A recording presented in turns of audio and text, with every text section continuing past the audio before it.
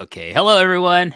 Welcome to the February 2024 edition of Post Perez. My name is WH Park, and joining us today, as always, every month, it's the Empress of Post Wrestling. It's Karen Peterson. Karen, how's it going? I mean, it's been a week. I It's wouldn't been a say week, it's the yeah. most incredible week, but it's sure is sugar been a week. Yeah.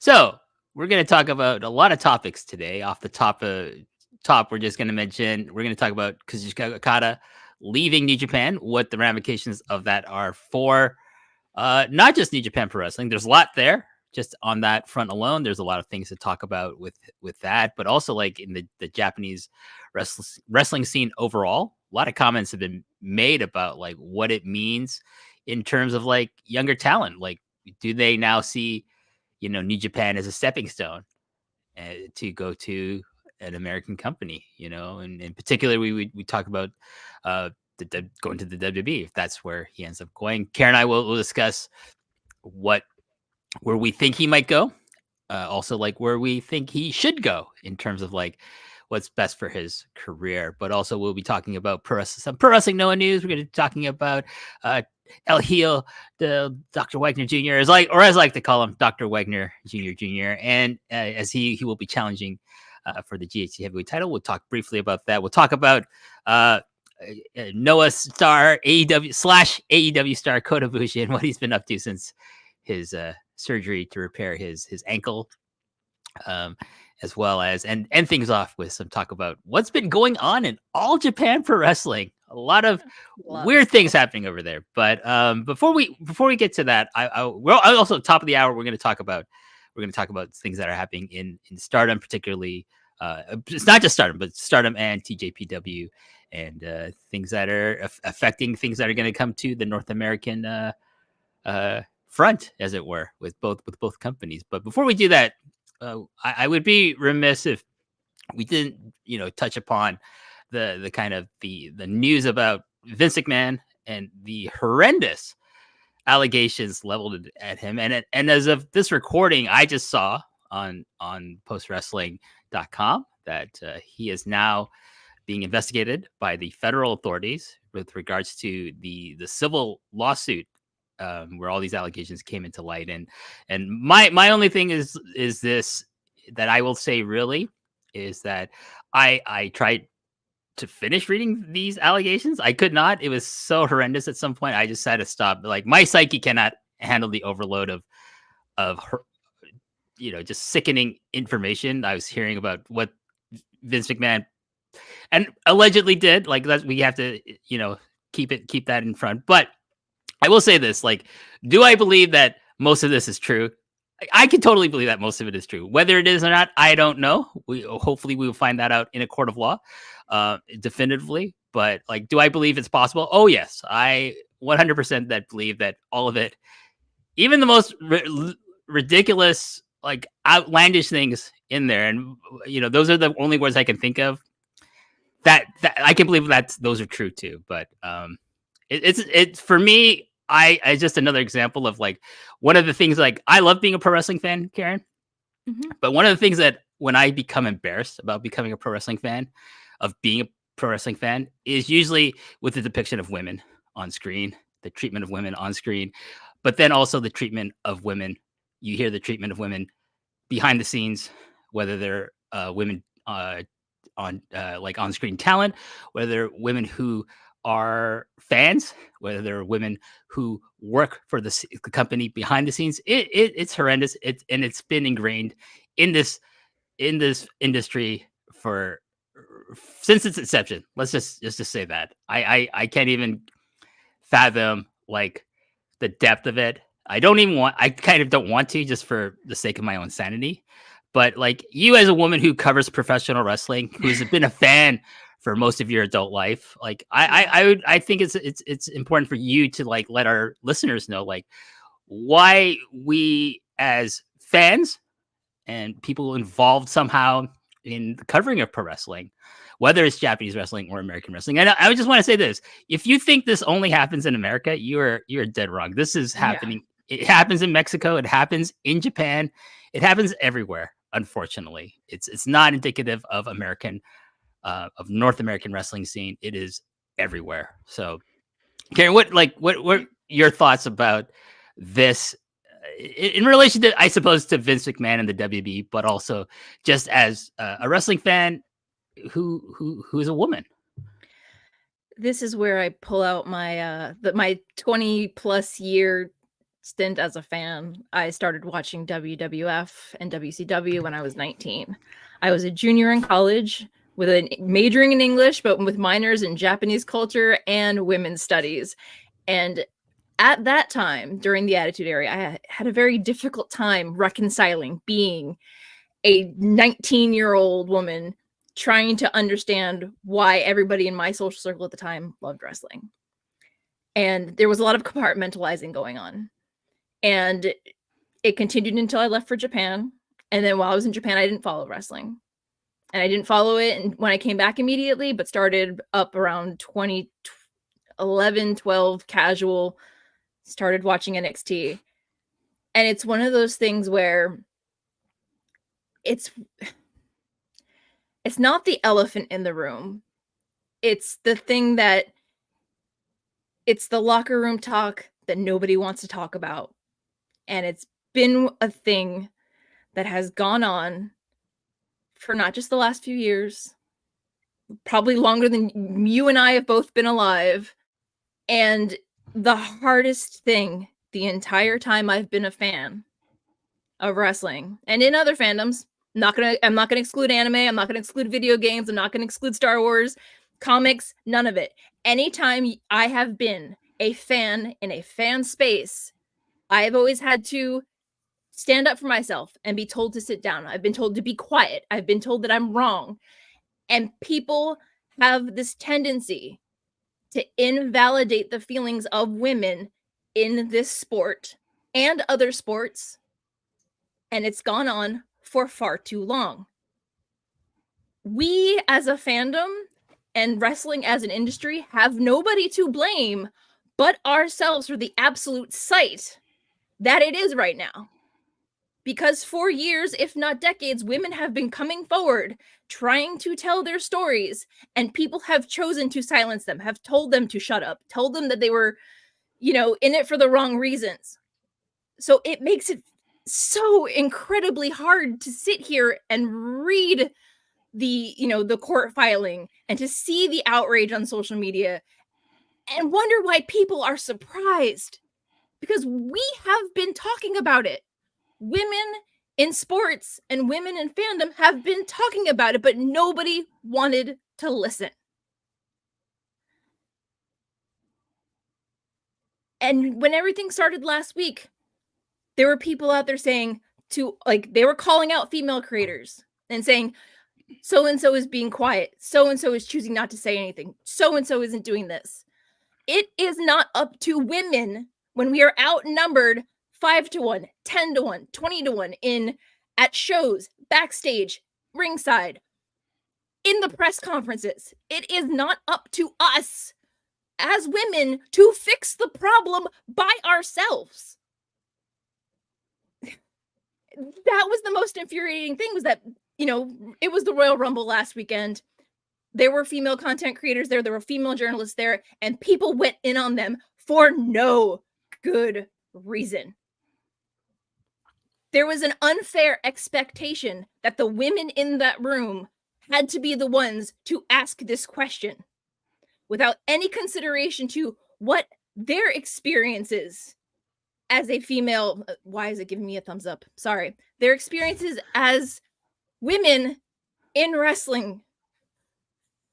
Women with potential experiences with SA, with you name it. It's hard. It is so incredibly hard to sit there and see what people are saying. It's easy to say, oh, I would do this if I was there. I would do this, but you are not there. And I applaud people like Brandon Thurston. And I'm sorry if I don't get the other names right, but the other people who stood up in that press conference and said something. Because even now, it's hard for me to talk about it as a fan. And I don't like getting emotional in front of people, let alone on camera. But I'll go through it. I will unpack my feelings because we can't fix it by ourselves. If all the people out there that are saying that they are outraged and they're disgusted and they're fed up, help us. Help us fix it. Yes, it might mean your favorite has to pack their bags. Yes, it might mean that we could see a company topple in real time, depending on how this goes. But we need to feel safe.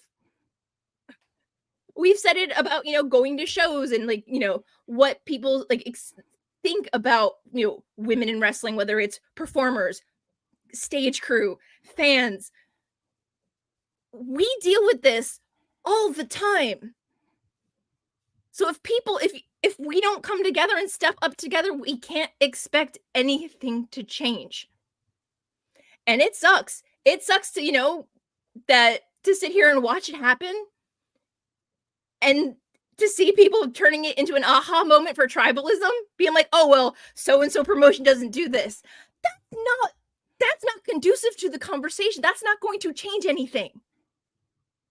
You know what I'm saying? Like, it's just, I'm angry. I'm so tired of being angry and frustrated and sick to my stomach because this isn't the time to gang up about the wrong thing. We all need to be on the page about the same thing. And that's hoping that however deep this goes, what truths are about this story, whether the allegations are correct or not. It's been hard to see that people are picking, and I hate to say it, people are picking the wrong sides and the wrong battles about at this point in time. I'm thankful that people who cover wrestling, and specifically WWE, as fellow content creators, have checked in on me because they've seen me be quiet, but they know it's because this is something hard to talk about as a female creator in the wrestling space. And I've gone back and forth about it this past week, whether or not I should open up my Twitter and put out a thread about all my feelings.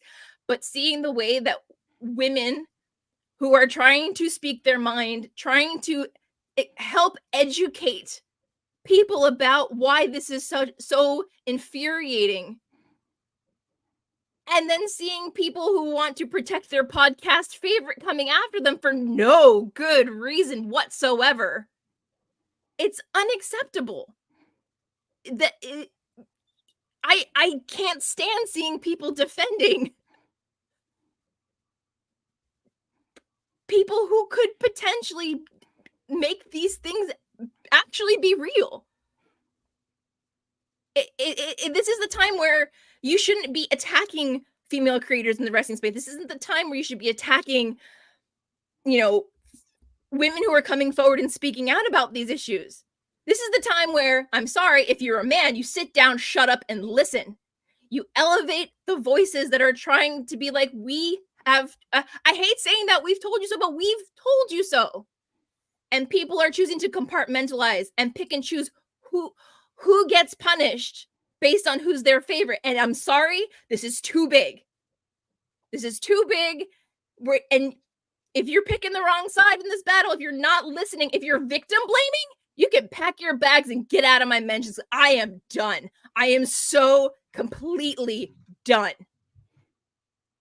And I'm thankful for places like Post and Grapple and other outlets that have taken the time and made the effort to not only cover this topic, but to do it in a way that prepares their audience and any other person who could possibly come across the content and find it triggering and find it upsetting. Because there are people that have been screenshotting it and sensationalizing it and doing what they can to get those click-throughs, and that's disgusting. And this is a time where it's like, I can't say it's hard being a wrestling fan right now. I am disgusted as a wrestling fan right now. That's Thank you. that's all I that's all No, I thank I'm you. done. If I go For any sure. further, I'm gonna start swearing. Okay. I No. just Oh no, thank sorry. you. For sure. No, don't be sorry. Of course not. Like Ugh, this I think this is important for I know. anyone who listens to this, that hey, this is what women in our fandom, women in this industry go through.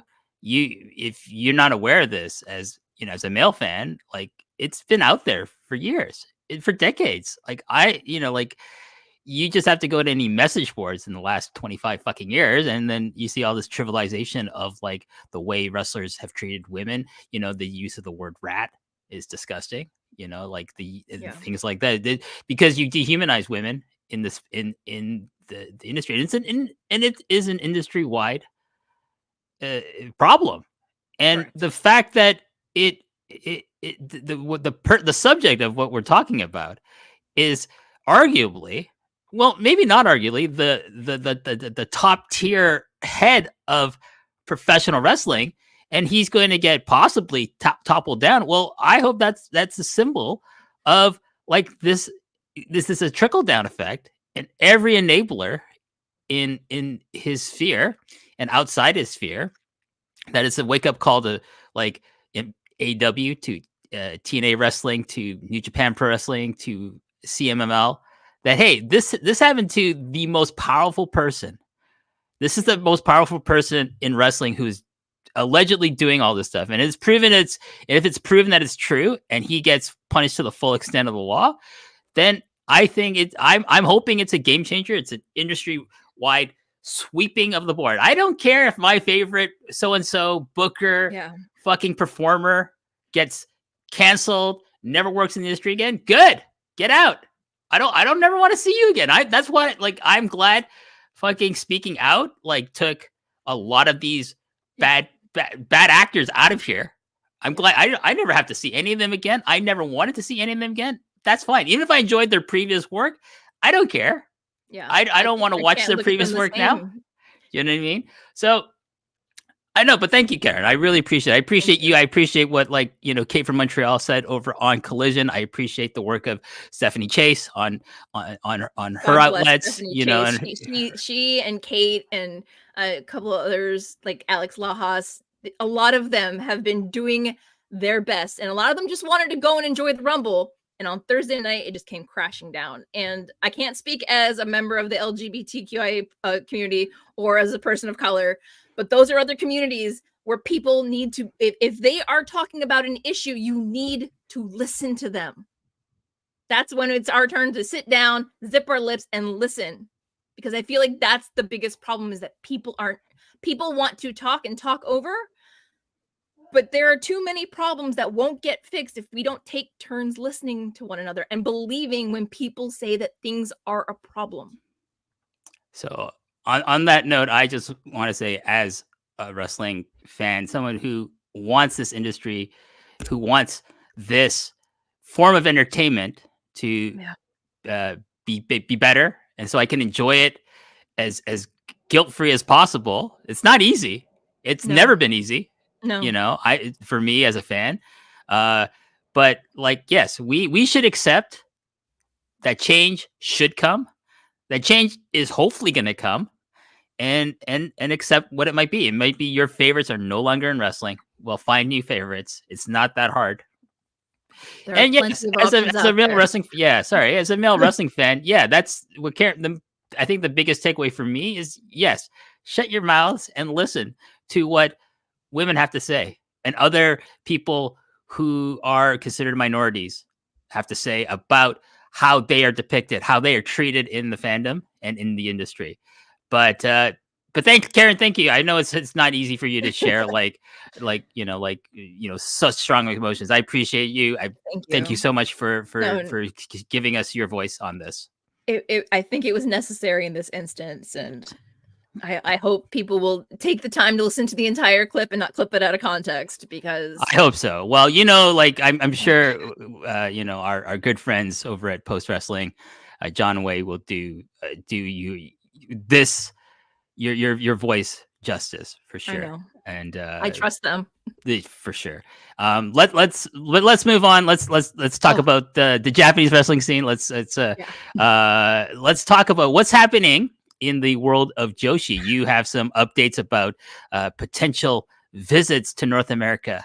I or do. Not, are they potential anymore? I don't think they are. No, they're official. They're almost sold out official visits to North America. Well, what are we talking about? So we'll start with wrestling. Do you want to start with what's happening this weekend with Stardom? All right. So we're just a quick recap for Stardom for this past month.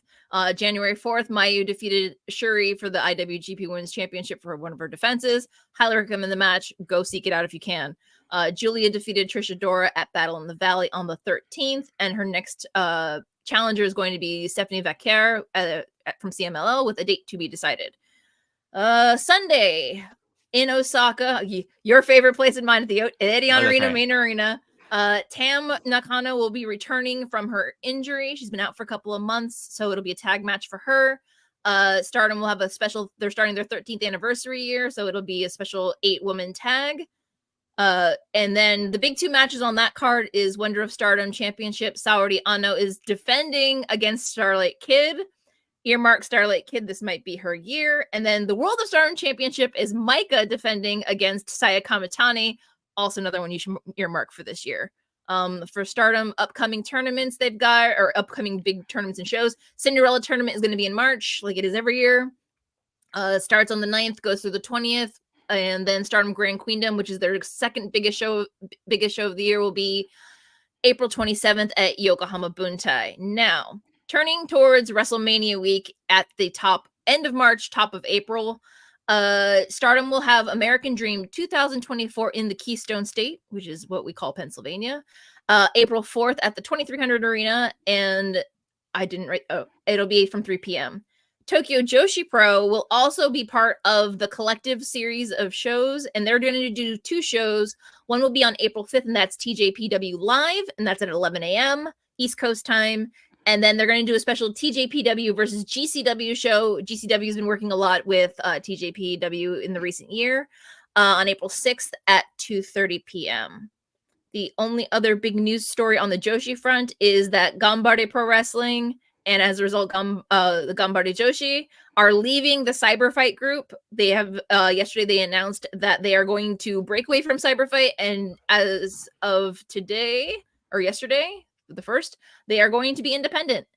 So their last match under the Cyberfight banner will be March 27th. The Joshis will also have a special co-branded show on the 22nd of March against TJPW. And starting on April 27th, they will be an independent incorporated company, so they can book places like Korakuen Hall without any problems. And that's it, really. Okay. Those are the big points. Sorry. So no, that's great. And I have a. First of all, I will be at that Stardom show in the 2300 Arena. AKA send me pictures and send me pictures of your food. That's not Waffle House. Oh, by the way, I'll get to that in a second, by the way. So me and Rich Fan and I believe John Cena and maybe Braden Harrington we are all going to the Stardom show. I love that for all of you. Have the best time. Like for me, it's like okay, Stardom in America, that's cool. I've only seen Stardom in Japan. And so this is kind of cool. It's also my first time to go to the former ECW arena, which has always been kind of a bucket list for me. It's a cute little venue. So there's that. But you mentioned the Wonder Stardom title match between Sariano and Starlight Kid. I read something on social media where Starlight Kid said if she wins the belt, she's going to erase the lineage. What did she mean by this, Karen? Do you know what I'm talking about? I don't know. It's the I feel for Kid because like this she's been in the queue for a singles belt that isn't the high speed belt for a while now.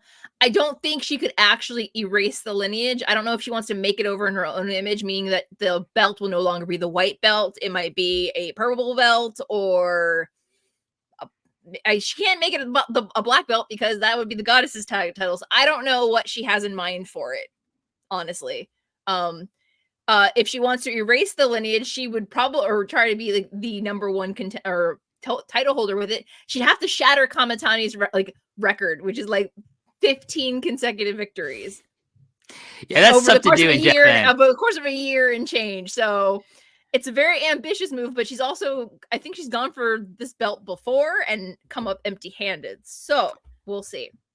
Yeah, speaking of Kamitani, she, like you said, she is challenging for the red belt and currently held by brain fart, currently held by Micah, and her and she formed a new faction, a new unit with Mina Shirakawa. So the remnants of Club Venus, because most of those girls were foreign wrestlers that got spirited away to other companies here in the United States.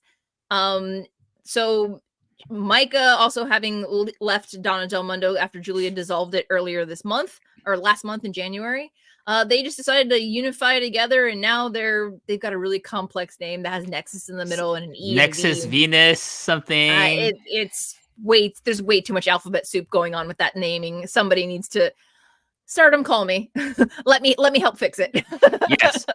Stardom, Bushi Road, TJPW, fucking sorry, fucking Wave, whoever. If you need some advice on good, cool names, you call up my good friend Karen Peterson, the Empress of fucking post wrestling here. You know what I'm saying? I got you. You know, I'm trying to get this Empress thing over, Karen, because then maybe we can get some Karen Peterson merchandise out in the studio. I don't think anyone would buy Karen Peterson merch. I know at least 4 people who would and can influence other people. Who? You, John, Way, and my man Neil? Are those the 4? Maybe Rich I Fan? think okay, now we can include Benno and JP and New York Matt, Matty Edwards, maybe. I think between all of us we have some sway. Karen, I am the number one merch seller at the history of pro wrestling. I mean, we may need to. I don't know. We'll need to figure something out.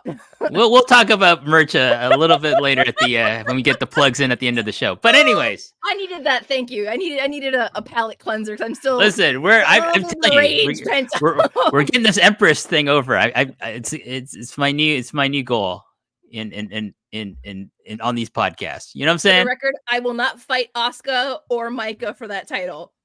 You don't have to. Share it. No, it's okay. They are also empresses in their own right. Sharing is carry. You know what I'm saying? Maybe we can, or sharing is Karen, like with the Empress title. No, maybe we can get over as on a T-shirt or something. Anyways, before we move on to New Japan Pro Wrestling, because my man Kazuchika Okada, I just want to say, some kind person over on that shithole app, Twitter/X or whatever that dumb fuck owner of it wants to call it, sent me and Rich Fan information that there is a Waffle House 40 minutes away from where Rich Fan lives in Pennsylvania. And guess who's going, Karen, to finally eat some fucking Waffle House? Your boy, WH Park, and your other boy, Rich Fan. Oh yeah. How you like them apples? Y'all gotta FaceTime me. Maybe I'll shuffle over to a Waffle House just for you punks. You know what? I said to Rich, I said, hey, maybe we can have an authentic experience and get into some kind of altercation with other patrons at 3 a.m. Absolutely not. Brap. No. You know what I'm saying? No. I don't have enough bail money to get you guys out. It's okay. You become an international incident. No. It's okay. Diplomatic immunity. You know what I'm saying? That's not a thing for you. You're not. I can make it a thing. You have to think about all the. You have to think about all the possibilities that can happen if you manifest them with positive thinking, Karen. That's all I gotta say about that. All right, let's move on. About this guy. Yeah, I mean, you might have heard of him. His name is Kazuchika Okada. He is going to be leaving. He's announced that he's leaving New Japan Pro Wrestling. As of this recording, his contract has expired, and he's just fulfilling some contractual obligations out of I think just because he's a nice guy and he has a positive relationship with the company still. Let's talk about him. He's in the prime of his career, really. He's only 36. He started as a professional wrestler at a very young age, training with Ultimo Dragon in his Toryumon system. After he had split with what is now known as Dragon Gate at the time. And I saw him at first time I ever saw him live, Karen, was in Mississauga at some house show, some independent show, UWA. Yes, because Ultimo had a relationship with these guys. He was one of the guys that got brought over. He teamed with Ultimo against Jushin Liger, and I can't. This is embarrassing. I can't remember the show, but I was at this show. John Pollock was at the show. John Pollock might have been the timekeeper for this show, by the way. Really? Oh yeah, with his wallet on a chain and his frosted tips, and yeah, you should have known. Not John. Have frosted tips. I need a picture. I need a picture. Somebody better hook me up with that. If you talk to Wei Ting, if you DM Wei Ting, I'm sure he can hook you up with some frosted tips, John Pollock. You know what I'm saying? Oh no. Anyways, he left Ultimo with Ultimo's blessing. He went to the New Japan Dojo. He became a young lion. He did his excursion famously in TNA wrestling. And he's actually just made a return. They're teaming up with his buddies, the Motor City Machine Guns, there recently. Yay. And yeah, I mean, is it unfair to say, Karen, that he has been the most important wrestler in New Japan of the last 10 years? I would 100% agree with that. Like, there is no like surgence of popularity for New Japan, worldwide fame, an unprecedented level of like penetration into the worldwide market without Kazuchika Okada, in my opinion. I would agree. I mean, you can talk about all your Kenny Omegas and whoever you want, but without Okada in that formula, it doesn't happen. Not to the level that it did. So he's leaving. Primarily, like from what he has said, he's leaving just because he wants to explore his options. He wants to like see if he can be a success outside of New Japan. I think if we read between lines, he wants to make a chance to take a stab at becoming a successful household name in American wrestling. Yes, I would agree with that sentiment. It's one of those things where, short of making the rounds within Japan and going for to join that elusive Triple Crown Grand Slam championship within Japan, but I don't think that's enough for him. I feel like, given that he's only 36 and he's still very young, still doing very well for himself, he could, go to the United States. He could come to the United States because that's where I'm at, and he could, spend 5-10 years here and still eventually go back to Japan. And if there's anything left for him to want to do at that stage in his life when he's 46, because Tanahashi's 46 and he just took over the company. So the world is that man's oyster, honestly. Yes.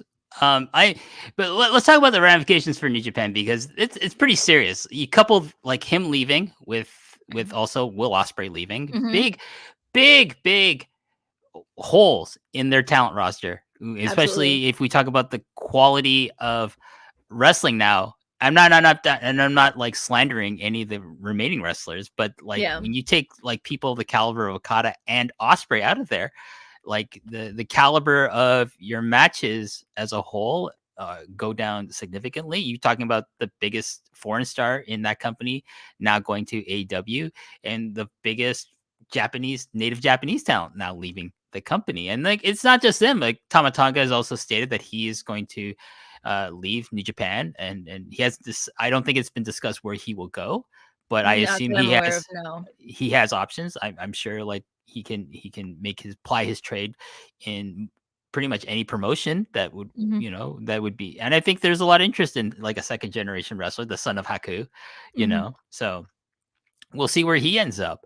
But I think it's a tremendous blow to New Japan, because I don't think they prepared for his departure. They didn't get anyone to step up. Like, it's not Naito. Naito's like, I'm sorry, Naito's in the tail end of his career right now. Like, if he has another 2 years left in the tank, I'd be surprised. I don't even know if he has another year left in the tank. But Okada leaves without putting anyone over. He is buried.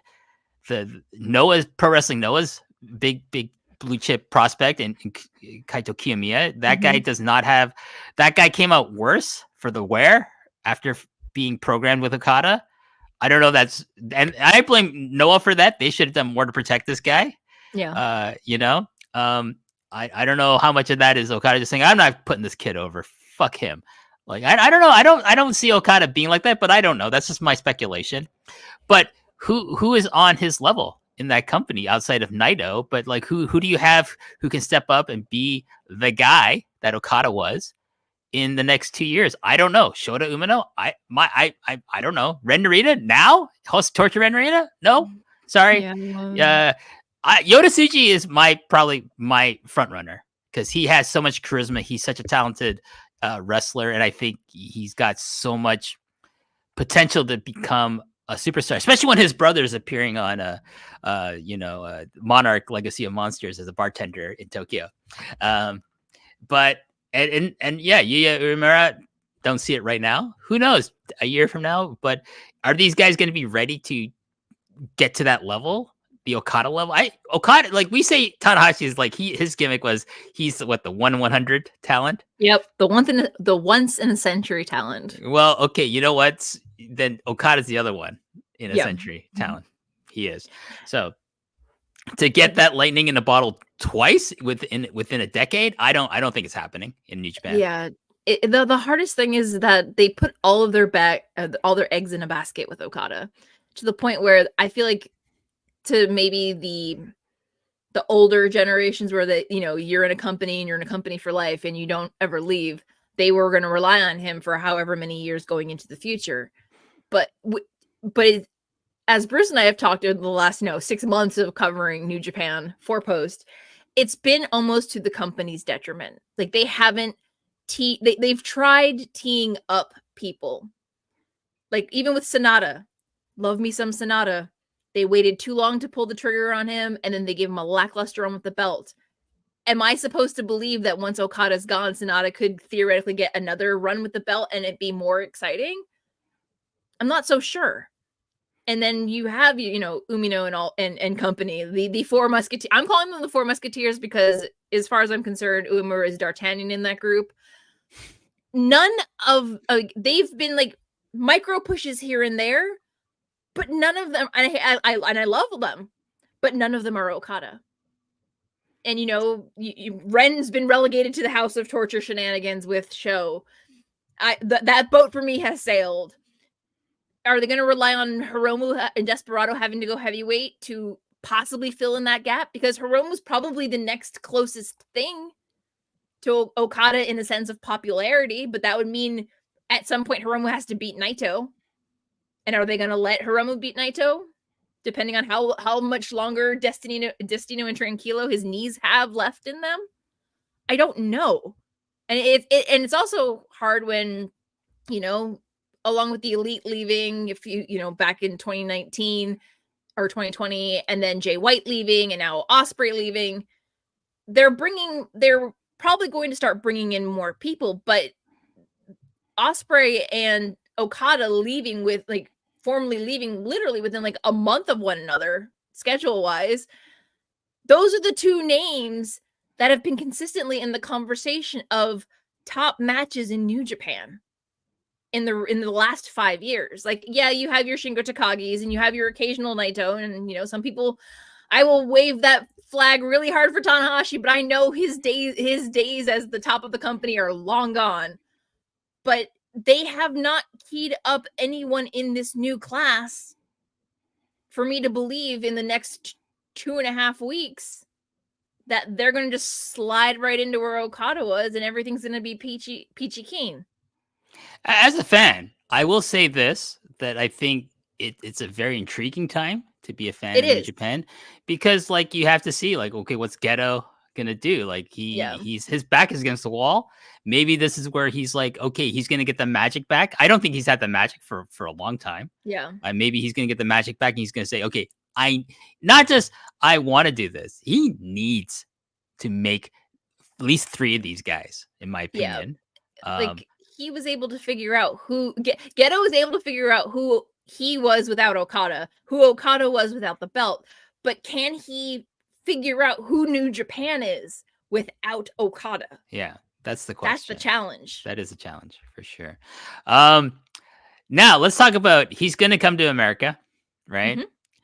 Now, That's the let's talk rumor. about where do you think he is going to go? According to both Justin Barrasso at SI.com and Dave Meltzer of the Wrestling Observer, they think AW. They've heard that AW is the frontrunner based solely on the money offer that he has been given by Tony Khan, but that the WWE is in the running because he has always expressed an interest to wrestle at WrestleMania. What do you think? What in your opinion? Where do you think his likely destination will be in North America? And we can exclude TNA. I'm sorry, he's not going there because they don't have the money. He didn't buy TNA and he's gonna make it into Rainmaker Wrestling. No, I don't think he'd even want to go That's his there, revenge. to do The this. Rainmaker No. revenge is the next Because stage. you No know more Rainmaker shocks. you need to make it rain for the Rainmaker, right? And who has the pockets for that? Well, the WWE and AEW. So, Karen, where do you think he is likely going to go? My gut is telling me it's WWE. I know that a lot of AEW fans will come for me for this, and I'm pretty sure a lot of them will be like, haha, told you so. Should he be showing up in AEW? I feel like AEW has too many big names of people Okada has already fought. I don't want him to, like, him and Ospreay just had that great match at Battle in the Valley a month ago, less than a month ago. If Okada follows Ospreay into AEW, everything they did to leave the last 7 years on the mat, it gets magically erased. And Okada coming in, no disrespect to Ospreay, it's going to eclipse everything they're trying to do with Ospreay. And do I want to see Okada fight Jay White again? I saw 4 years of him fighting Jay White. I don't need to see any more of that. I've seen him fight Danielson. I've seen him fight all the people in AEW that I want to see him fight. So it's for me, and it's also the expectation. What does Okada want for his body? Does he want to go to a company, like leave his company to go to AEW just so he could hopefully work back in Japan again? Like, I feel like there wouldn't be all of this clear and cut, like it feels like almost going through a breakup with New Japan, an amicable breakup, but a breakup nonetheless. If the door was still open for him to come back, like I don't feel like they would be like having a fire sale. And I know I shouldn't read into the tea leaves saying like, well, they wouldn't be like liquidating all of his merch and like closing down, pulling his shirts off of Pro Wrestling Tees, and making all of this like last minute card changes just for Okada. But it feels like if he's in his prime and he has a bucket list of things to do, he's been on AEW TV. He's familiar with it. Yeah, he has friends there. But if a bucket list item for him is WWE, and more importantly, WrestleMania, he's not going to get to WrestleMania if he's in AEW, because AEW doesn't run shows WrestleMania week. And I don't think he wants to go to WrestleMania and sit in the audience. I think he wants to be in the ring. So my and plus I'm telling you, I feel like he's very cognizant, seeing how his seniors within New Japan, how they're moving these days, or how people his own age or close to his own age, like Ibushi and Kenny, they're all having to get multiple surgeries and their bodies are breaking down because they're doing too much. That could he go to WWE and he might not be like fighting Seth Rollins by SummerSlam, but it might be a little easier on his body if he's considering wrestling beyond 42. Yeah. I'm gonna agree with you. So I'm gonna say you're where he might go and where you want him to go are the same thing. WWE. Yes, despite all of my anger at WWE at this very moment, I feel like it's where he could best have not a fresh start, but if he wants to become a household name, I feel like WWE would be the place for him. So I'm in total agreement with you. It is where I think he will end up going. And I'm going to put it out there. I think it's where I would like to see him go, just purely from like the roster that he has the potential to have matches with. I think it's fresher. He has wrestled all the top stars in AEW. He has. He's wrestled Kenny. He's wrestled Brian. He's wrestled Mox. He's wrestled all of them. There's nothing fresh or challenging about going to AEW for him. I don't think he's motivated solely by money. Like if Tony Khan is the person I who has agree. offered him the most upfront money of his contract, this is why we'll pay you just your downside as a year. Potentially, if he goes to WWE, they might not offer him the biggest downside, but he has the potential to make more money merchandise-wise. Correct. Right? Because AEW's merchandising is shit. I can say this as a fan because I've been to enough of their shows to know that they do not offer like the shirts at their live shows or their TV tapings or pay-per-views. It's embarrassing. I don't think, as far as I know, that hasn't been rectified. I could be wrong. Please tell me if I am. But if you want to know a top-notch organization as far as like getting fucking people's merch into the hands of the fans and making people want to buy this merch and make you a lot of fucking money, as far as like, and where do you think Steve Austin made most of his money? His downside? No. Merch. His t-shirts, the fucking foam fingers. Imagine Kazuchika Okada foam fingers. This shit's gonna sell, Karen. You know, like this shit, right? You know what I mean? They're gonna rainmaker hands. Right. And they'll fucking make them. You know what I mean? So here's the thing. Do I want to see, Kazuchika Okada fight all the top stars of AEW? No, because I've already seen it. Do I want to see Kazuchika Okada possibly have a match with Roman Reigns? Oh shit, yeah. I would love to see that. Not? Drew McIntyre. Even though I don't like Drew McIntyre, let's let you Drew leave McIntyre. That Scottish man alone. No, screw that guy. Potentially, if he's ever healthy again, CM Punk, sure, fuck yeah, I'd love to see that. He's never really had a program with Cody Rhodes, and I love. And this might surprise people because I spent 10 years hating Cody Rhodes in New Japan and AEW. I love WWE Cody Rhodes. I think this is the best version you'll ever see of Cody Rhodes. And this Cody Rhodes is a compelling character and in-ring performer. I would love to see that this Cody Rhodes face Kazuchika Okada. I think you also have to keep in mind, who is the person he is close to that's not in New Japan? Where does that person work? In the WWE. We're talking about Shinsuke Nakamura.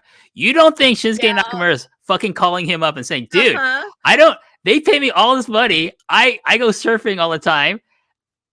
I haven't been significant for years. They haven't cut me yet. I love it here. I do not think staying in Japan or moving to the United States is a barrier for Kazuchika Okada. If it was, he wouldn't leave New Japan. That's my opinion. And that's my gut feeling. If he wanted to stay living in Japan, why leave New Japan then? He's got it good. He would just say, I want more money. They would give it to him. Yeah. That's not the thing. Like I don't think he's necessarily motivated solely by money. I think he is an ambitious person who is a professional wrestler. And if you are a professional wrestler, I am sorry. I don't care what your Jon Moxleys or your Bryan Danielsons say. If you are a professional wrestler who has gotten into the business in the last 20 years, one of your goals has to be headlining WrestleMania, or now just performing on it, because that in itself is not an easy feat to accomplish, even with 2 nights that they do. Yeah. But if you can become a headliner, and of any Japanese wrestler that has come over, I think Kazuchika Okada has the most potential that he could become the male version of Asuka. You could not have predicted Asuka's success in the WWE, but you can, that is unprecedented. The push and success she achieved in that company, in NXT and on the main roster. Io has potential to match that. This is her first reign with the WWE Women's title. I think he's looking at Asuka and he's like, I want that. That's the career I want. Do I want Takeshita's career in AEW, right? No. Why would I want that? I think, there's things about AEW for sure are attractive, including people he could wrestle there. Of course, I'm not running down their roster, but I think the freshest thing he could do and the most potential he could have for making a lot of money is in the WWE.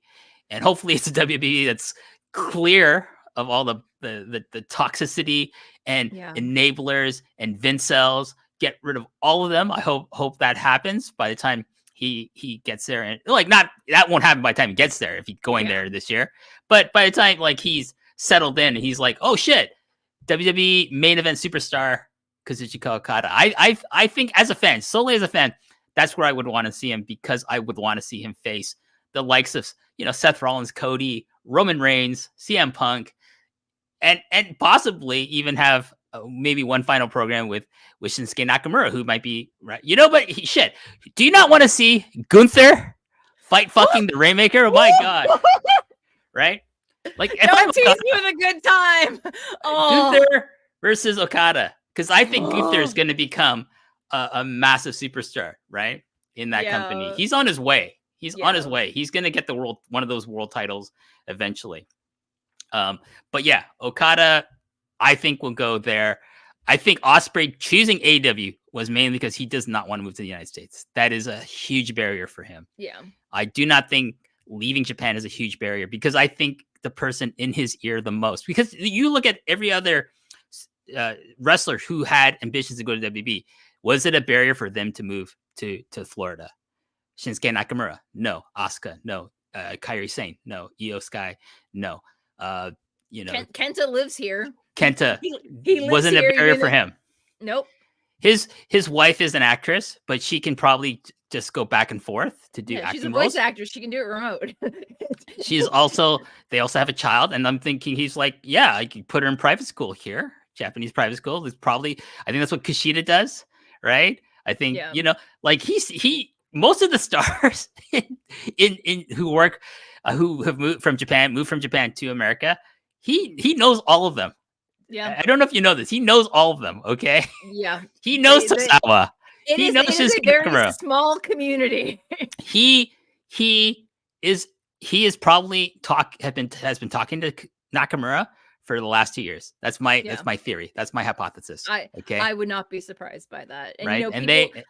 People make the joke about Shinsuke surfing on the weekend or surfing on his days off, but I mean, if you're going to think about what makes you happy, it's not just about money at this point. It's about professional, but also personal satisfaction. Like if you get to he might be on the road every week to go to SmackDown or Raw or whatever, but he'll still have time with his family. He'll still be able to, he'll have people to drive with, obviously. So I feel like if he's in, and I hate to put it so, but I feel like if he's in AEW, there's going to be that pressure that he needs to be 5-star Okada. That he needs to, whatever level he had, because it was the same pressure they put on Kenny when Kenny came over. They wanted the best bout machine all the time, and unfortunately, now look at him. Yeah, it's unfortunately caught up with him. And I feel like Okada has seen how people that he worked with regularly, how that's impacted them the last few years, and he's like, you know what?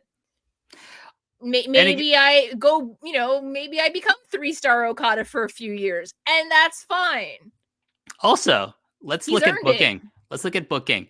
He has to look at Jay White and think, why the fuck is Jay White, who should be a surefire success in American television wrestling? As much as I did not like Jay White in New Japan, I think Jay White had the potential, has all the tools to be a main event American television wrestling star, and he is not. And he is not, because the booking is not consistent in AEW. Like many of my favorites are ones that I have watched regularly for the past few years. I'm at the point with also many of them where it's just like, you know what? If he's getting paid and his family's taken care of, that's all I can ask for. Maybe he's having a good time. I don't know. But I feel like for all the pomp and circumstance they made about him coming to AEW, and for him not to have been the world champion yet. But again, they have a very stacked top tier in AEW, and I know they don't want a hot potato the top title around, but at the same time, I'm just like, if this is giving him fulfillment, maybe it makes him happy. Like, yeah, I know I don't want to quote Sheryl Crow here, but I mean, if it makes you happy, it can't be that bad. But at the same time, I'm just like, could this be why maybe Okada doesn't choose AEW, because he's seeing where the people he's had long-standing rivalries with, they're just kind of hanging out, and he has to look at Shinsuke's first year in NXT, and or Asuka's undefeated streak. Yeah, he has to look at Asuka. He look at Io, look at Kairi. Yeah. They've done very well for themselves. He's like, oh shit, they know they will push Japanese talent.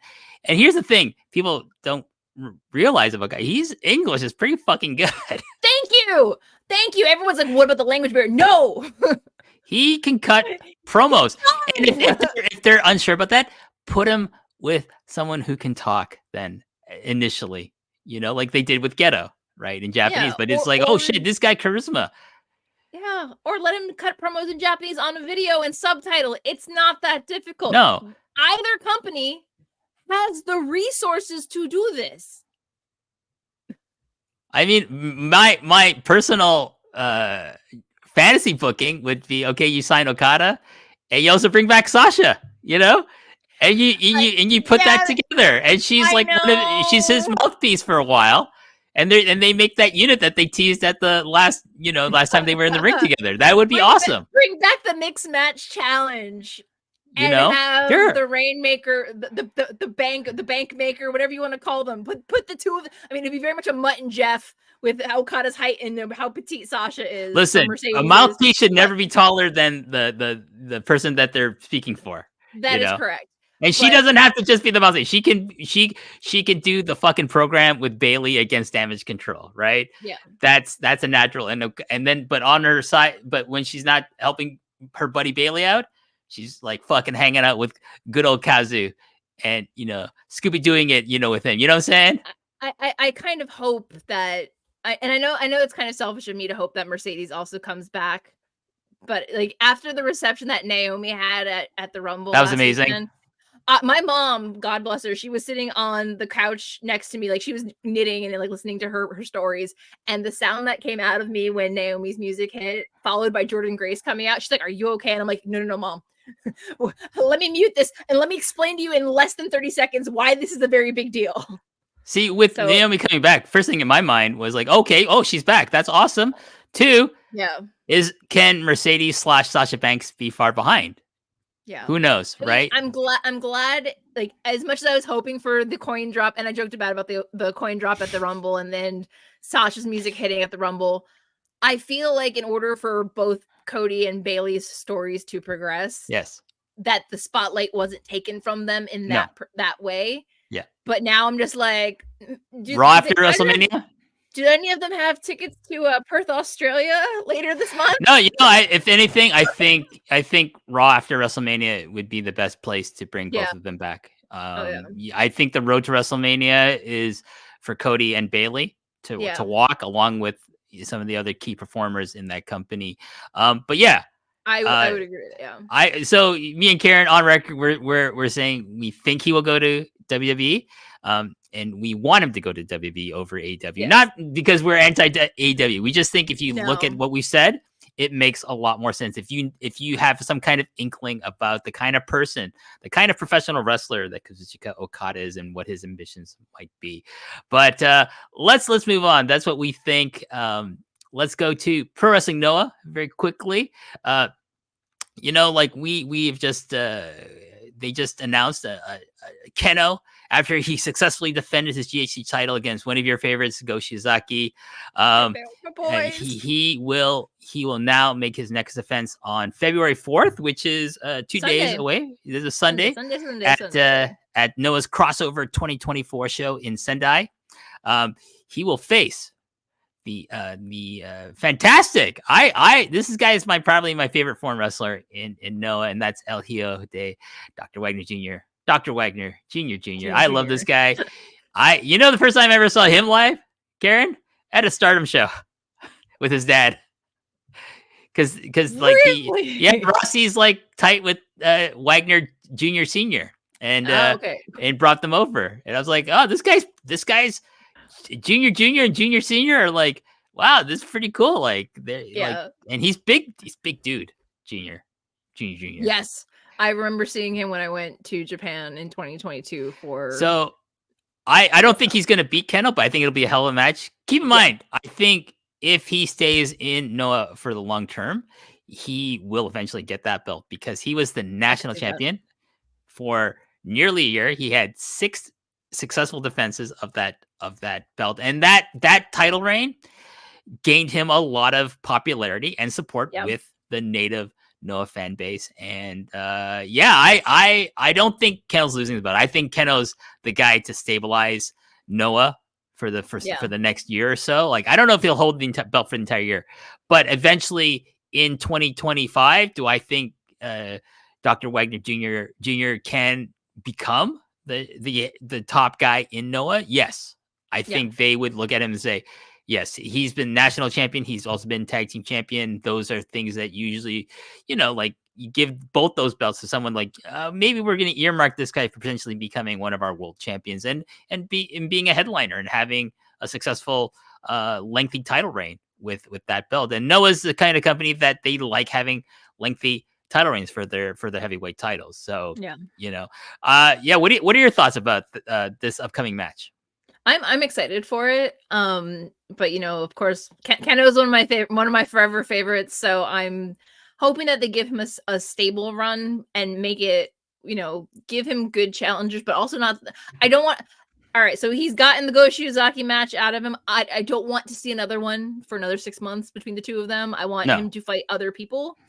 I have a feeling at some point Kiyomiya is going to be folded back into that, and I'm going to have to watch Kiyomiya lose again, but that's fine. But I feel like they're going to have a good match. I just have to make sure that I watch it. I've just been so tired, especially after the last week. I'm just like, I can't. And of course, I still, if you're wondering why I keep muting, guys, I still haven't kicked that sinus infection that I have, and it may have graduated to bronchitis now. I don't know. So I don't wake up extra early and kill my sleep schedule for wrestling anymore. No, I can't. Don't do that. I'm too old for this nonsense. No, it's not worth it. It's not worth it. Let's staying with Noah. Let's talk about Kota Ibushi, Karen. So last month on January 17th, he underwent surgery for the ankle injuries he suffered in the match with Naomichi Marufuji. And on Twitter, he updated his fans with this statement, and I quote, "Apologies for the delayed update. It seems that my ligament was completely torn, and another area was already quite weak. My leg has been fully immobilized in a cast up to my knee. Now I need to decide what to do about my left side, while my right side requires treatments every 2 weeks. My shoulder isn't in perfect condition either, so I plan to use this time to fully fix everything.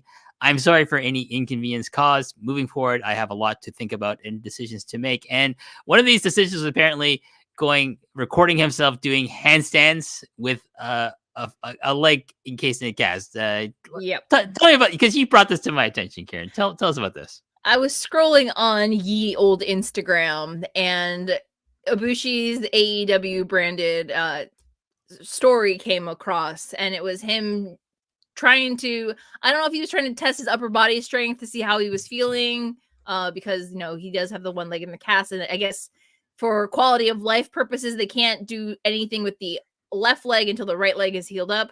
But he just decided that he wanted to try doing handstands to see how his upper body's feeling, and he also has a weak shoulder after what happened in the G1 2 years ago, so maybe not the smartest thing to do.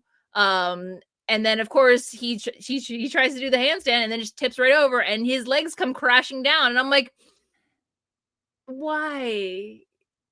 Sweet I worry boy, about this man. I worry about this man, Karen. I really do. I want him wrapped in bubble wrap, and I want someone to just put him in a chair and tell him to just sit and stay there. Like, he's going to end up hampering his healing processes if he's, I hate to say it, doing stupid things like handstands while in a cast up to your knee. I think there are people who know him personally and are friends with him, watch that stuff, and they just think, I need to go over there. I imagine Kenny Omega is like watches this shit and he's like, dude, come on, an intervention, and he needs some people to not to talk him down, because he's only going to make everything worse for himself. He's gonna have to keep getting surgeries redone if this is what he's doing in his off time. I know he's bored, but like, take up crossword puzzles or Sudoku or something. I don't know. don't do handstands when you're not supposed to be banging into anything. Anyways, we do hope, legit, like, Kota Ibushi, please, he needs to get better. Please recover fully. If that means, like, and if and I'll say this, if I've loved watching Kota Ibushi for the last 5-6 years in New Japan, and I if we can get that Kota Ibushi back, great. If we don't, and he just retires with a healthy body in mind, I'm okay with that too. There's enough footage out there. Like I can enjoy his wrestling for the rest of my life without, without Yeah. having to see him injure himself again. Anyways, we hope for the best for Kota Ibushi. He also has his own like training dojo. He could become a trainer and run a proper school. He Yeah. has the facilities. He has the means. It's just, I know it's probably hard for a worker to stop working, but I don't want to jinx it and be like, what's it going to take for him to actually figure it out? You know what I mean? I don't want him to get to that point where he has to figure it out the hard way. Yeah, like just go to Bushi. You have options, my friend. Just take that TK money and enjoy it. Like and plan out your future, my friend. Just plan out your future. Karen, let's move on to All Japan Pro Wrestling. I want to first talk about that the company has announced dates for its big Champion Carnival tournament. Initial dates, like they say they are going to announce more dates. They haven't announced the participants in this Got a lot of dates, Champion though. Carnival so far. Yeah, so it's going to open on April 18th at Korakuen Hall, which is what they always do. Then it will move on to Shizuoka, Axe City Hamamatsu, the western. Is it the westernmost part of Shizuoka before you get into Aichi on April 20th? I lived in Numazu, Karen, in Shizuoka, and it was faster to take the Shinkansen, the bullet train, to Tokyo than it was to go to Hamamatsu, which has a Shinkansen stop. Yes. Wow. So that's why I did not. Hamamatsu, very lovely city. I did not go there that often, even though I had friends there, because it took half an hour longer to go there. The same perfection that it did to go to Tokyo. Is Shizuoka just really wide? Yes. So it's a wide prefecture. Yes, okay. it's pretty big prefecture. Because Numazu to Tokyo, that's also, you got to go through a couple of other prefectures to get there. Yeah, we have to go through Yokohama and maybe one other prefecture, as I recall. But yes, it's interesting. Just a little tidbit there. April 21st in Chiba, Makuhari Messe International Exhibition Center, Exhibition Hall 4, which I assume is one of the smaller ones. They'll have a Champion Carnival show there. April 24th in Shinagawa at the Shinagawa Prince Hotel Stellar Ball. And April 27th, Edion Arena, Osaka, Stadium 2, Karen. That's the smaller one. I think that's one in the basement. Yes. Right. It's the auxiliary gym. It's the smaller of the two. I hopefully for the fans there, the air conditioning is just as nice as Stadium 1. April 28th, Aichi Nagoya Congress Center. April 29th in Toyama, Kurobe City Sports Center, main arena. May 3rd, Miyagi Yume Messe Miyagi Main Building Exhibition Hall C in Sendai. May 6th, returning to Korakuen Hall in Tokyo. And May 12th, the finals will be held in Kanagawa at the Yokohama Buntai. So this is actually, I think, which is like they're in their new buildings that they just built in Yokohama. It's opening soon, I think, or it's opening like now. Yeah, it's new. So this is probably a big deal for them to have like the carnival there. So yeah, that's just the dates they've announced. They have stated that they're going to announce more dates. But aside from that, Karen, like All Japan's been pretty interesting. Even though they've had a really nice rebuilding year of 2023, all that rebuilding seems to be going out the window because a lot of people have been leaving. Takao Omori announced he is leaving. Yoshitatsu, no big loss, let's be honest. Your personal favorite, Yoshitatsu. He said the kind of wrestling I want to do here isn't available anymore, so I'm going to go to DDT now, which he is apparently now a contracted wrestler over in DDT. Okay, and along with this is probably one of the big ones to me, Karen, is that longtime ring announcer Fumihito Kihara, who has been with the company since Giant Baba was alive, 36 years. Wow. He has been the ring announcer for All Japan Wrestling. He did not leave with the Noah Exodus.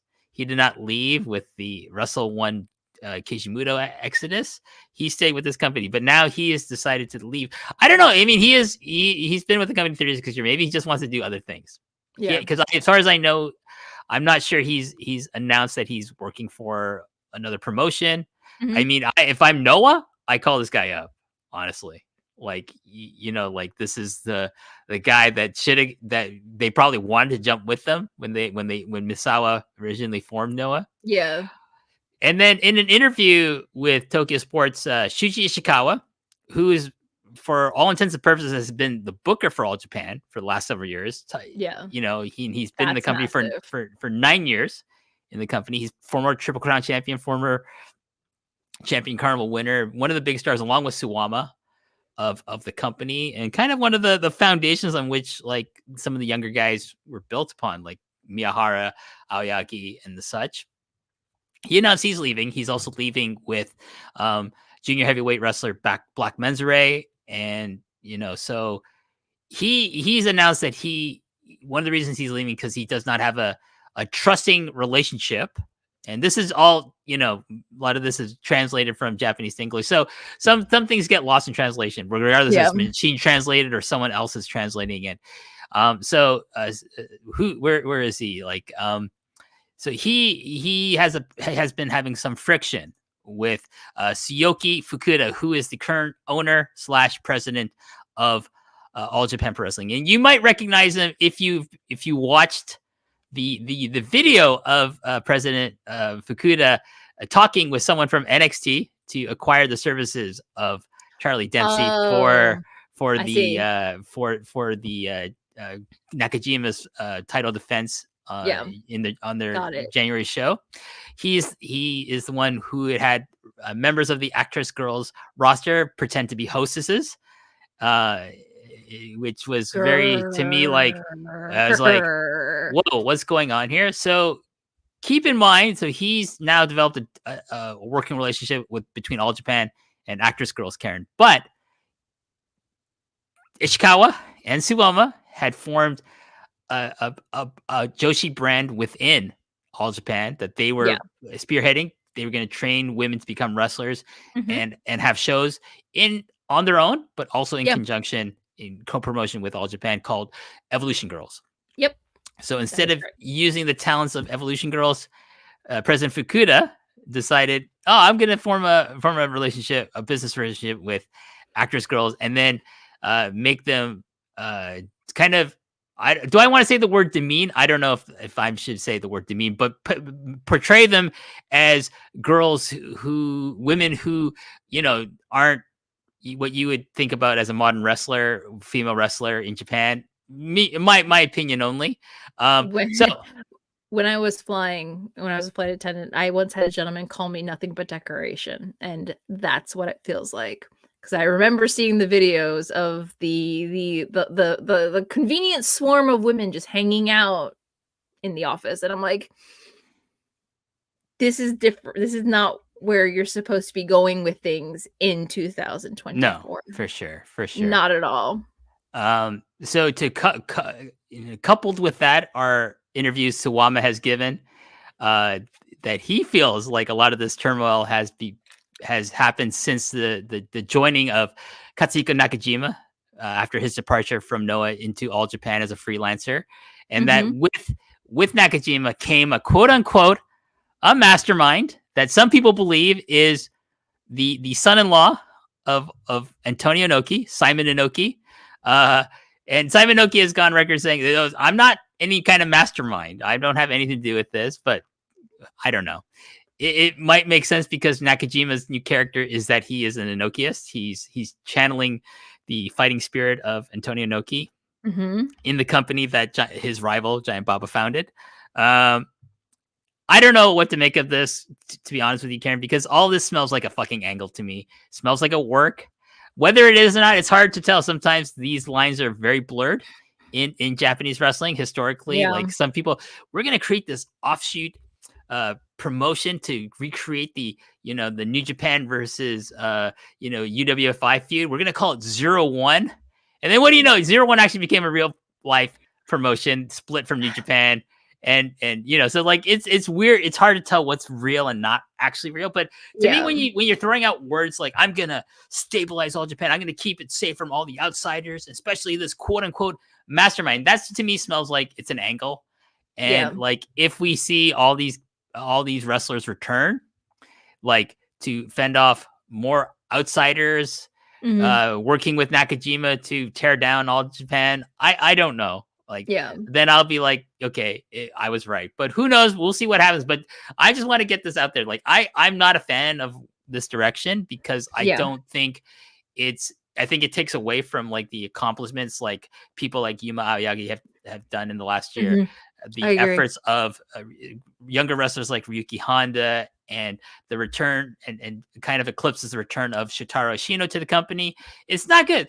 Keep what made 2023 successful for the company and Yeah. present younger wrestlers having great wrestling matches, achieving goals, and people, the fans can get rally behind these stories with these wrestlers and not have sports entertainment nonsense in this. And I will say though, like, that's the key word there, because this gives me NXT vibes. This gives me like this whole feeling between the office and like, yes, the talent exchange was great and all, but I don't want to say it feels like they're kind of setting up NXT Japan, but this is what it feels like to me. So all reports seem to indicate that there is now a legit business relationship between All Japan and WB, and with the formation of the TKO parent group, like there's a ton of money that they can probably realize this idea of having an office in Japan now, and it could be via All Japan Pro Wrestling. I would not like to see that, Karen, at all. Neither would I. I don't want like a promotion, a brand that is still to this day, even though it's not what it used to be, of course, become a feeder system or just somewhere we're just gonna send NXT talent over there to get seasoning. That's fine, but I don't want it to be like part of the the WB TKO umbrella where they're subservient to the whims of Triple H or Shawn Michaels or whoever like would be in charge of something like that. I just don't want to see that happen, especially like there has been so much like development like and progress since the departure of say Jake Lee from All Japan to Pro Wrestling Noah. And yeah, it hurts me to some personally as a fan, because like I thought, okay, I can really rally behind this company again in 2024. There's so much potential, especially with Nakajima in there. And he'll put somebody over, hopefully Miyahara. He'll finally get his win over him, but I don't know now. So, but again, as someone who covers wrestling, it's intriguing. I will say that it's intriguing. But your thoughts before we kind of just take care of some business here at the end there? Well, everything you said about All Japan is kind of mimicking everything I'm feeling right now. It was it was on my bucket list for 2024 to get back into watching it, especially with Katsu showing up over there and now being the Triple Karen champion. But now it's just like, maybe like I'm also getting too dialed into all the press that's getting released, because I do have a lot of Japanese outlets on my feed. So when I see things like this, I'm like, knowing how much they love to blur the lines and how much they love to incorporate the print media to give it more authenticity to the storylines that they're trying to tell.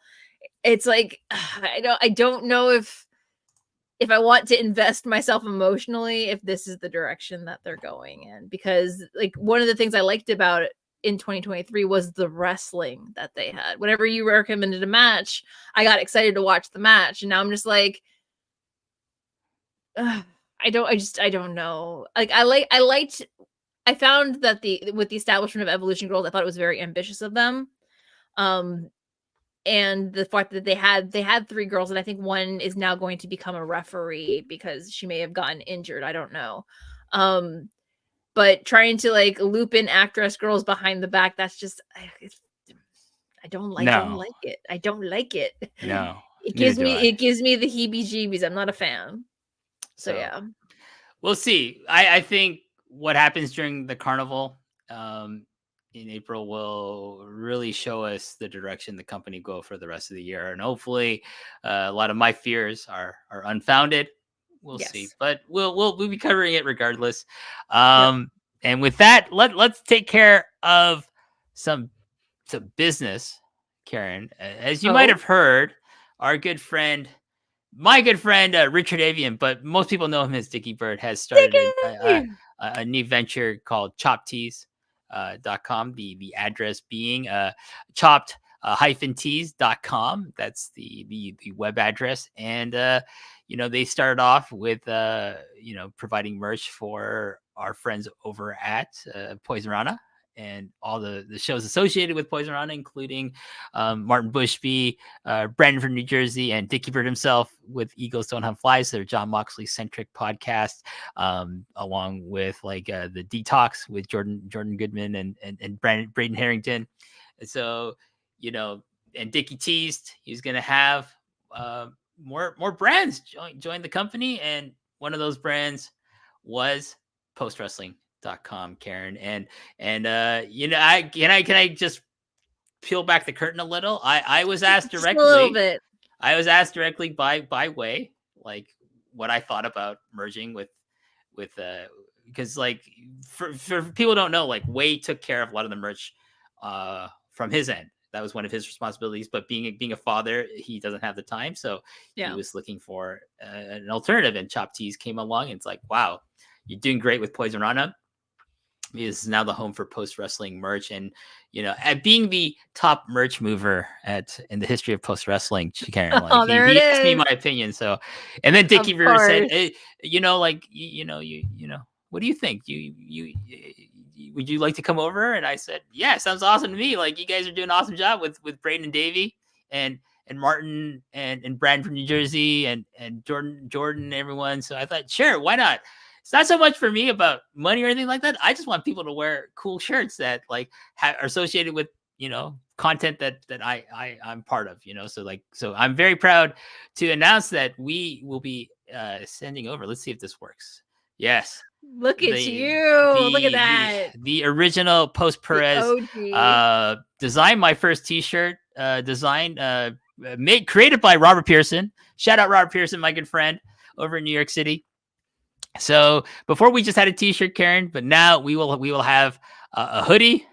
We will have the long sleeve tee, the sweatshirt, of course, the original t-shirt, and the Post Perez women's tee.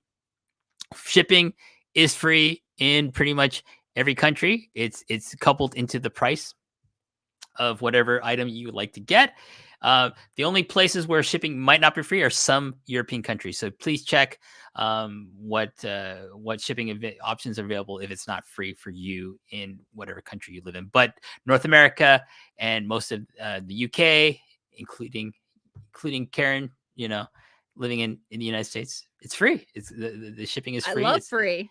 It's included in the price. So not only do we have that, let me try to do some magic here. Let me go over to is there more? There's more. Not just it's not just Post Perez, Karen. It's also of course there it is. Oh, not Eric Mark. Oh no, not Eric Mark. Though, hey, not the long and winding Royal Road. Go look at there you go. We have the long and winding road. We have the 5 Pillars shirt, but also, what else we have, Karen? Is there? Could it be the return? A return of the Pillars, the original Pillars. We'd love to see it. Right? And I need yes, to order mine still. You know what? We got permission, Karen. I love it. Get that out of the way. We got permission. Just get that out of the way. Love it. If you don't believe we got permission, you can go fuck yourself. That's all I'm going to say about that. Anyways, but also, I'm also very excited about one more thing, Karen, and that is, a show you have been a part of. You've been a guest on. I do love it. Oh, yeah. We love it. See you later. Look at that red. Oh, it looks so good. Yeah, doesn't these look cool? Anyways. I love it. I love that. If you're not watching this on YouTube, just go to, chopped-tees.com, and it's easy to navigate the site and find what you are looking for, whether it's Post Perez, the long and winding road stuff. MCU later. That hoodie is mine, by the way. I'm getting that for sure. And yeah, check out all the other stuff. Check out the stuff for Eric Marcoche, a good friend of mine. Also the stuff for everything associated with Poison Rana, and of course the stuff, the John Way stuff. Karen, you know about this shirt. I don't know if you've seen it. Let me see if I can find it.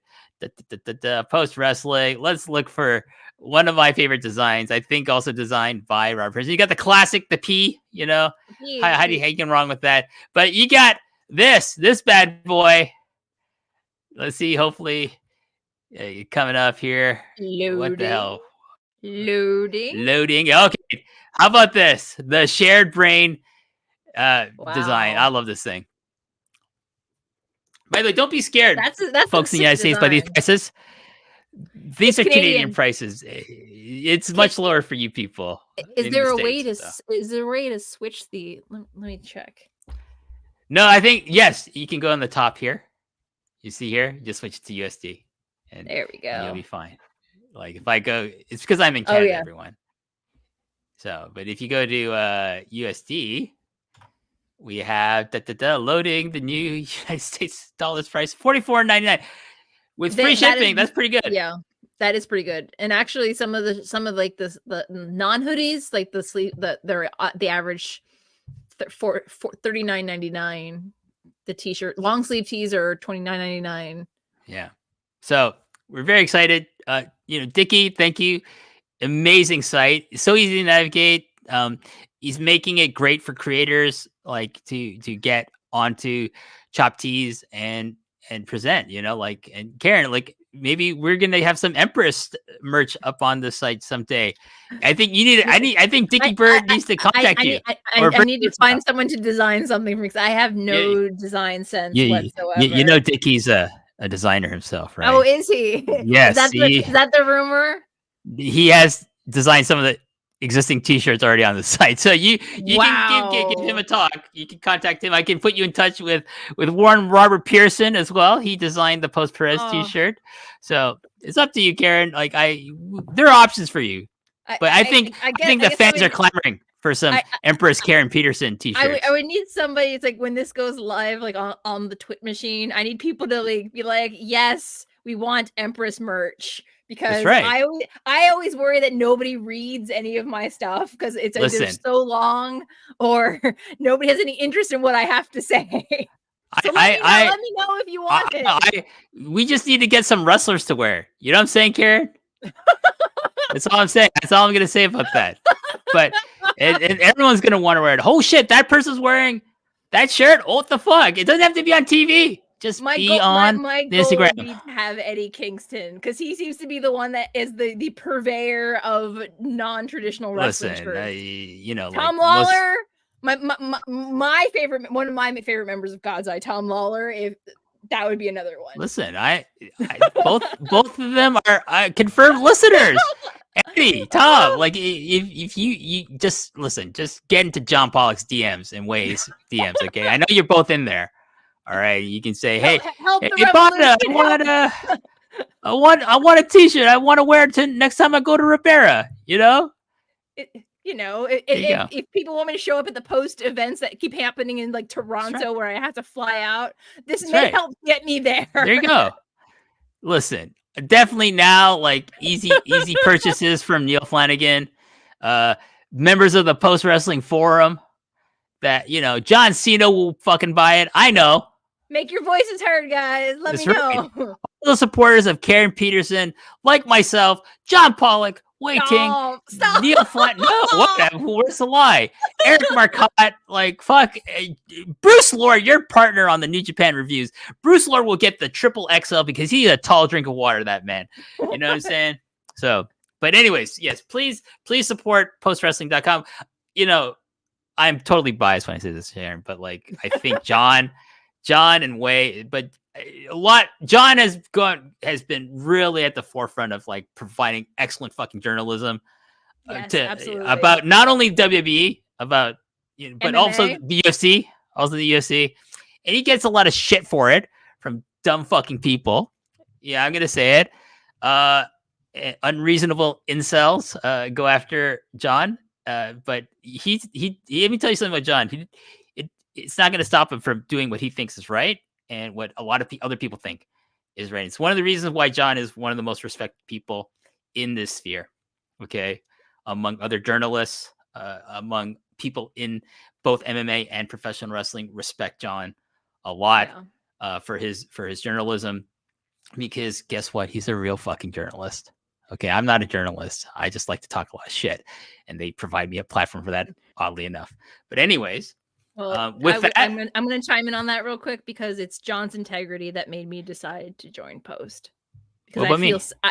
well, yeah, you of course, but we're talking about John. It's not about you right now. It's about John. But I've been able to get a platform, and this is a platform where I feel safe to express myself, which is why I expressed myself the way I did at the top of the show. Yes. Is because of people like John and Wei and you and Neil and all the Post family, the Poison Rana guys, the Grapple guys. This is where I feel safe as a female creator.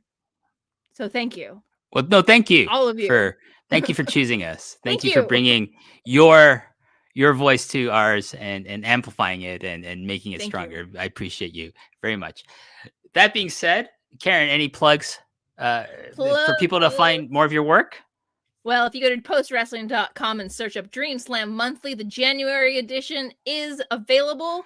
The February edition, volume 14, is slated for, easy to remember, 2/24/24. It is Saturday, February 24th. That's when we're going to wrap up the entire month. Between now and then, if you are interested in a non-post wrestling podcast, I swung by the Must See Matches project and discussed with Kieran and our comrade in arms, Mark Buckledy, about Sasha Banks versus Bayley, NXT TakeOver Brooklyn from August 22nd, 2015, which was on their list the highest rated women's match. And I get to talk about Black and Gold era NXT, 4 Horsewomen, one of my favorite arcs of not just women's wrestling, but wrestling in the last 20 years. And of course, Whiskey and Ice Cream right at dawn for Okada. Bruce Lord and I, we will be covering a New Beginning in Osaka on the 11th. And then we will be doing a Sapporo doubleheader wrap-up on the 24th, which includes Okada's final dates. It includes the cage match between United Empire and Bullet Club War Dogs, which is going to be Ospreay's official last match in New Japan for the foreseeable future. We're not going to cover Fantastica Mania, but if you love the Lucha and you love CMLL, please check that out.